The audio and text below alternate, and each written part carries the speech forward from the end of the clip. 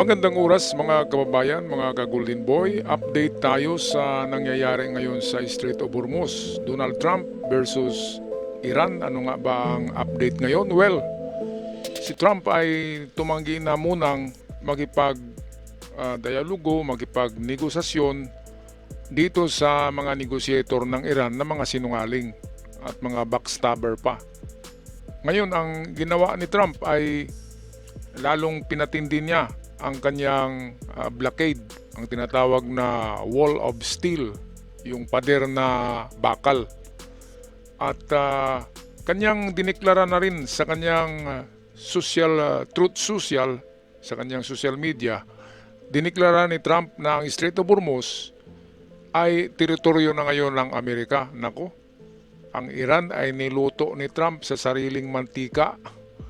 Hindi kasi alam ng Iran kung gaano katalino si Trump eh.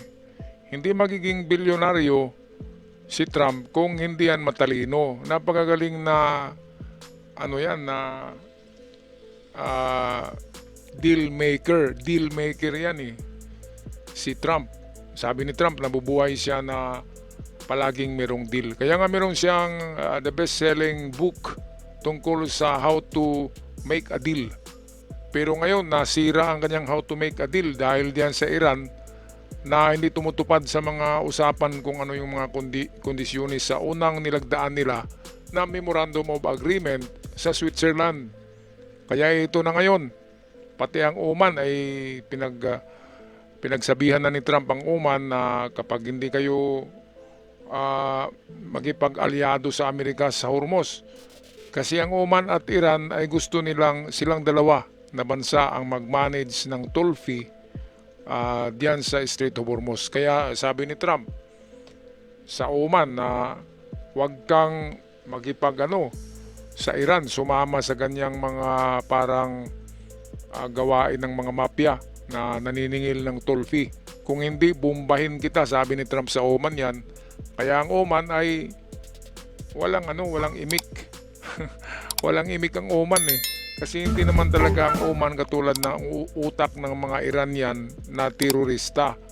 Hindi pa natin narinig na terorista ang Oman, mga kababayan. Parang lang ang Oman eh. Parang katulad lang ng Saudi, ng UAE, na business-minded at hindi mahilig sa gulo.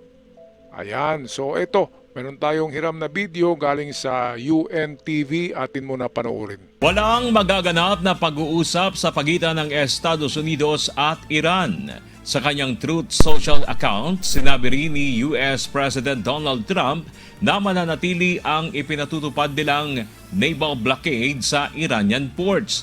Gayunman, bukas anya ang Strait of Hormuz.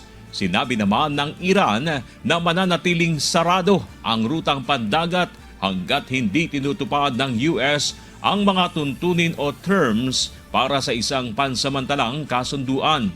Bunsod ng tila lumalabong pag-asa na magkaroon ng resolusyon ang sigalot ng dalawang bansa. Umabot na sa pinakamataas na antas ang presyo ng langis sa pandaigdigang merkado mula noong Hulyo. Alright, so medyo mali yata ang sabi ng reporter na masyadong tumaas, bumaba na nga eh. Ang presyo ng langis ngayon bumaba na dahil minsan ay merong nakakalusot dyan sa Strait of Hormuz dahil nga nandyan ang Amerika nag-i-escort. Pero kung hindi nag-i-escort ang Amerika, yun ang titirahin ng mga barko nitong mga mosquito fleet ng Iran. Ngayon mga kababayan, kung tatagal pa ang girian na ito, ang giyera na ito, kapag tatagal pa, sino bang talo sa tingin nyo? Sige nga, pag-comment sa ating comment section. Well, ako'y nag-research din sa ibang mga komentarista at mga ekonomista. Ang sabi ng marami ay ang Iran ay mapipilay, magutay-gutay, mamamatay kapag tatagal pa ito ng 5 buwan. 5 buwan lang. Magmula ngayon, kapag nandyan pa rin ang blockade, wala na talagang maibenta ng langis ang Iran, mga kababayan, at ang import at export nila ay wala na rin. Kaya anong mangyayari? Wala na ngang kuryente sa kanila ngayon eh. Kaya hindi sila nakapag-pump ng tubig sa kanilang water source dahil walang kuryente. Kaya ang natira sa kanila ay mga old stock na lang na tubig yan eh. At kapag merong darating na mga imported bottled water, ay matagal pa yun. Dahil nga mahirap diyan ang pagbiyahe ng mga sasakyan by sea or by land. Mahirap kasi gera eh. Kaya ang mangyayari dito, bagsak na nga ang ekonomiya ng Iran ngayon eh. Plus dagdagan pa ng another 5 months. Kung patagalan, sabi ng Iran, patagalan na lang daw ang gera, tago ng tago lang sila para hindi sila tatamaan ng bomba ni Trump. Mali yan, maling ideya yan ng Iran dahil sa tatagal ay lalong babagsak ang kanilang ekonomiya, mauubos ang kanilang pera, mauubos ang kanilang reserve. At ang mamamayan ngayon, kanina narinig ko lang yan sa Daily Jagran channel.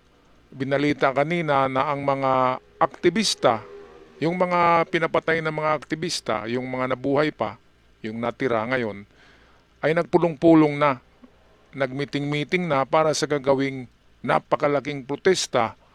At hindi na ito protesta, magipaglaban na sila dito ng patayan. Sa itong final protest nila, ay may kasama na silang merong mga armas. Karamihan dyan ay mga Kurdish na gustong maghiganti sa ginawa ng Iran sa mga protesters na meron na palang 97,000. Lahat, sikreto lang na binibitay ng IRGC yung mga kalaban nila na mga protesters. Kasi ito kasing ending niyan, sabi sa balita sa Jagran News ng India, na ang tatapos sa Iran talaga ay itong mamamayan na nagprotesta noon na pinagbabaril nitong Basij Group ng Iran.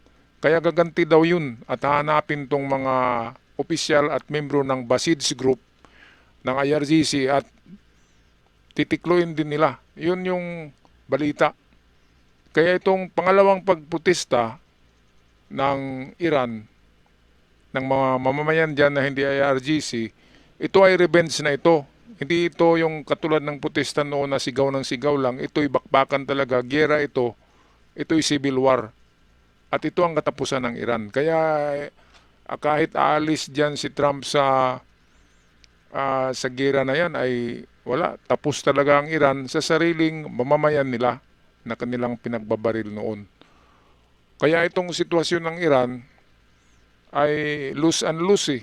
Walang win-win situation dahil habang tatagal ang blockade ni Trump, lalo na ay diniklara niya na teritoryo ng Amerika ang Strait of Hormuz, so pwede nang mag-standby diyan yung kanyang mga barko at kanyang trupa.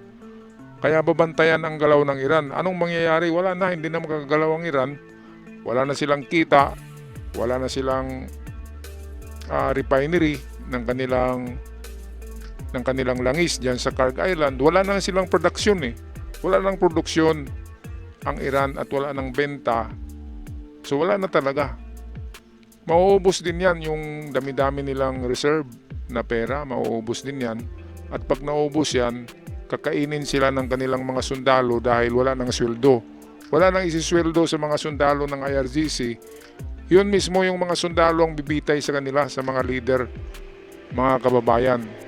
Kaya anong masasabi niyo dito sa sinabing wala ng peace negotiation? Sabi ni Trump, babantayan na lang niya ang Strait of Hormuz na hindi makakalabas itong mga Iranian at hindi makapagbenta ng kanilang mga langis. And in the long run ay madidido, mamamatay na wala ng pera itong mga IRGC at kakainin sila mismo ng kanilang mga sundalo, pati na ng mga protesters. Sila ibibitay sa kung saan-saan, sa mga crane, sa daanan, sa tulay, katulad ng ginawa nila sa mga protesters na pinagbibitay gamit ang mga crane. Grabe no? Sa mga tulay, sinasabit sa mga poste kung saan-saan. Hindi natin nababalitaan dahil hindi binabalita. Pero ayon sa latest nga ay 97,000 na pala ang dinidido nitong Iranian regime na ito. Alright, so kung magpaalam na mga kababayan, anong masasabi nyo dito? Pag-comment sa ating comment section. Hanggang sa muli, ingat ang lahat.